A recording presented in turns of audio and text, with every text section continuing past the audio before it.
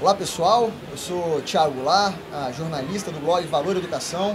É uma honra fazer parte aqui, convidar e ter aqui nos nossos estúdios o sócio fundador e gestor da Gap Asset, uma asset carioca, Renato Junqueira.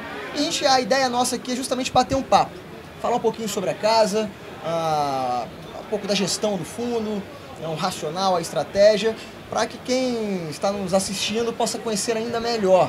Estou vendo que a gente começou um pouquinho no bastidor aqui, é uma equipe excelente, com bastante responsabilidade e avançando ainda mais no patrimônio, sobre gestão, sobre custódia, né? E aí, nesse pontapé inicial, Renato, gostaria que você apresentasse um pouquinho a casa, falasse um pouquinho da história, qual é a Gap, qual é da Gap, aonde que ela entra aí direitinho nesse mercado financeiro. Vamos lá, boa noite a todos. A Gap é uma das pioneiras desse mercado de assets independente. Eu fundei a empresa em 1996, na época não tinham tantas assets como hoje tem. Originalmente nós sempre fomos uma casa focada em multimercados macro, tá? Ao longo desses anos todos a gente passou por diversas fases, tá? Numa última fase recente até, a gente passou por uma parceria de 10 anos com um sócio estrangeiro, que a gente acabou de desfazer agora. Basicamente recompramos as ações deles. Basicamente, nossa visão é de que esse tipo de negócio precisa ter um alinhamento muito grande das pessoas envolvidas. Você precisa atrair pessoas de uma qualidade muito grande. Então, isso exige que essas pessoas sejam sócias e que tenham a relevância delas refletida na participação delas. Quer dizer, então a gente chegou à conclusão que não fazia sentido continuar tendo um sócio capitalista, então a gente recomprou e alocou essas participações na equipe e pudemos, além disso, investir e trazer novos reforços para a equipe, uma vez que a gente tinha uma estrutura societária totalmente alinhada. A gente é focado, a gente tem um fundo que é o Gap Absolutos. Esse fundo está aberto desde 2005, ele é um multimercado macro. O objetivo dele é render CDI mais 5% líquido para o cliente. Basicamente, nós atuamos em todos os mercados brasileiros, tá? Juros, taxa de câmbio, bolsa também. E atuamos também no mercado internacional, em moedas e taxas de juros. Renato, para explorar um pouquinho mais o assunto, você pode abrir a posição para a gente falar um pouco do fundamento também? Do fundo? Bom, vou te dar um exemplo, tá? Falar um pouco desse semestre aqui mais recente, Sim. Que acho que as pessoas vão linkar um pouco mais. Quer dizer, a gente depois da eleição, a gente estava com uma visão de que as reformas iam passar, que era inevitável, tá? Então a gente ficou com uma visão mais otimista em Brasil. No primeiro momento, a gente focou nossas atenções nos mercados de bolsa e câmbio, tá? A gente achava que a bolsa ia ter que subir, porque as pessoas iam começar a descontar um crescimento futuro, e aqui a moeda tinha muita gente over-redeada, muita gente que tinha comprado dólar para se proteger no período anterior à eleição e ia acabar tendo que se desfazer dessas posições e isso ia cair. Ao longo do tempo, a gente meio que foi mudando um pouco a nossa cabeça e chegando um pouco à conclusão de que o crescimento, na verdade, que a gente vislumbrava, na verdade, ele ia dar um pouco mais de trabalho para retornar. Excelente. Então, quer dizer, e que a grande legado, o primeiro legado da reforma da Previdência ia ser um nível de taxa de juros mais baixo, tá? Então, quer dizer, aí juntando isso ao grande hiato que a gente tem, quer dizer, a economia brasileira está sem crescer há muito tempo, então tem espaço para ela crescer sem causar inflação por algum tempo até enfim, ocupar todas essas pessoas que estão desempregadas aí, tá? Então a gente achava que tinha muito espaço para cair os juros. Quando a gente olhou no começo do ano, o juro do ano que vem estava em torno de 7,5%. Né? O juro atualmente, o Selic é 6,5%. A gente olhou e falou, bom, mas esse juro a gente acha que vai cair, né? Quer dizer, está com 100 pontos de alta, de repente tem uma oportunidade ímpar aí. Então a gente... E o Copom está sinalizando mais uma queda. Isso, exatamente. Então a gente foi um dos primeiros a virar os canhões para esse mercado de juros. Então a gente zerou a posição de dólar naquele momento e focou o grosso do risco que a gente corre no fundo na aposta de que o juro ia cair e não subir, tá? Então isso meio que maturou. Hoje em dia acho que é uma visão de consenso no mercado. Se você olhar, a curva já tem uns 100 pontos de queda que a gente espera. A gente até acha que vai ser mais, Mas o fato é que o grosso do movimento já foi, e foi o grande responsável pela performance desse semestre na Terra. Se a gente pensar no cenário externo, por exemplo, sim, a gente tem observado também um movimento, para você pegar o Fed como exemplo, sim, também cortando juros, baixando juros. Sim. Como é que você tem observado esse movimento? Isso foi muito impressionante, né? Porque o Fed, o ano passado, eles estavam subindo juros, né? Exatamente. Os Estados Unidos crescendo mais que o mundo todo. E aí, enfim, chegou num momento lá no final do ano que acabou que deu um aperto a mais na economia, o mercado começou a sentir. E eles mudaram um pouco a posição deles em relação a juros e, enfim, já deram a entender que vão cair os juros.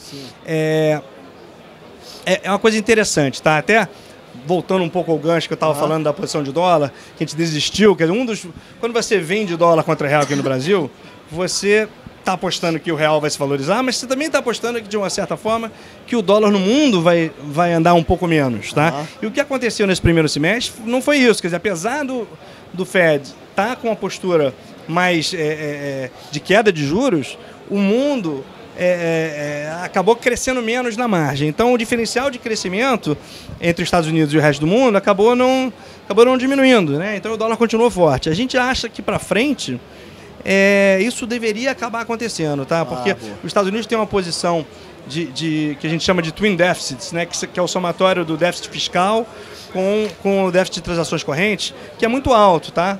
E historicamente você sempre correlaciona movimentos no dólar contra as moedas do mundo com esses twin deficits, entendeu? E aí junta isso com a postura mais de queda de juros do Banco Central americano. Eu acho que, apesar da gente já ter esperado isso no final do ano passado, a gente achar que isso ia acontecer e não aconteceu, eu acho que olhando para frente para o segundo semestre, isso pode ser um vetor a mais para favorecer uma posição aqui vendida em dólar contra o real.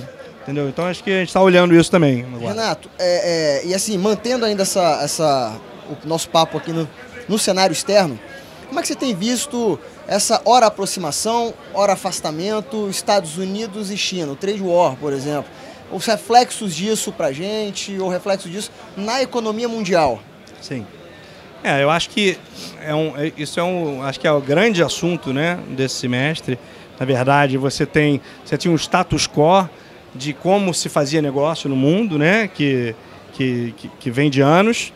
E até ali outro dia um negócio interessante, dizendo que, na verdade, você tem um contexto geopolítico por trás disso, né? Você tem os Estados Unidos querendo manter o status quo geopolítico, onde ele é o dominante.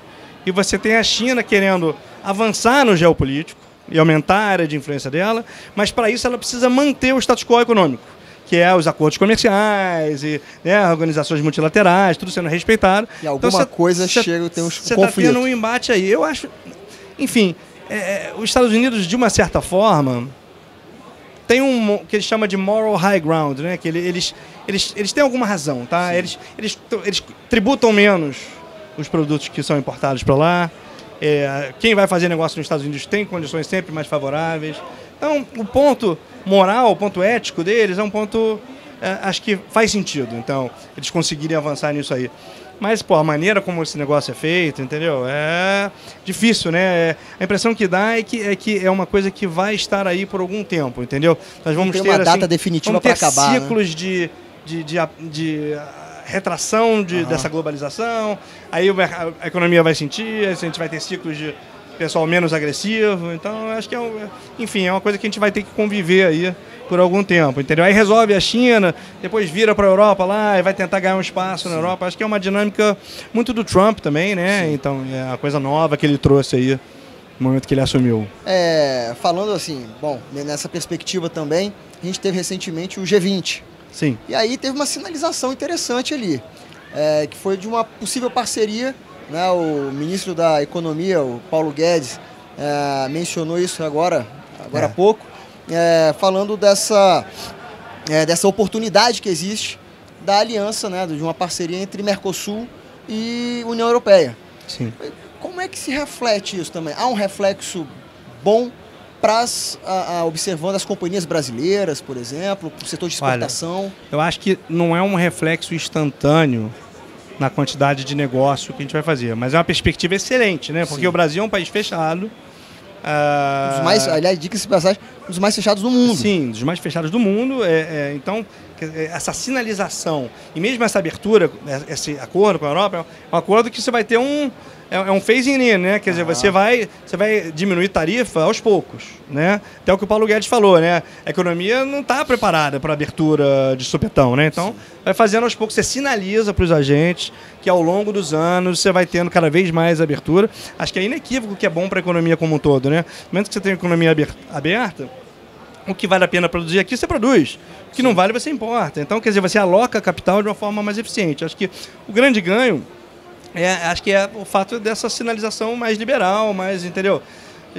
Não é um ganho tipo financeiro que a gente vai exportar e importar muito mais assim no próximo semestre, entendeu? É uma coisa que vai vir aos poucos, mas é inequivocamente bom. Para finalizar, os investidores que estão entrando no mercado, multimercado, em fundos macro, ou que, por exemplo, estejam interessados e olhando um pouco a gap asset nesse sentido, o que você indicaria, ou qual o conselho que você daria para esses investidores que estão desejando entrar? Olha, enfim, eu sou suspeito para falar, né? Mas, quer dizer, eu acho que o Brasil está num momento onde o juro para os próximos anos vai ser mais baixo. Não é um momento só cíclico que a gente está por causa da economia está fraca. Então a gente vai viver num ambiente de juro mais baixo. Então acho que as pessoas vão precisar procurar alternativas de investimento com um potencial de retorno maior.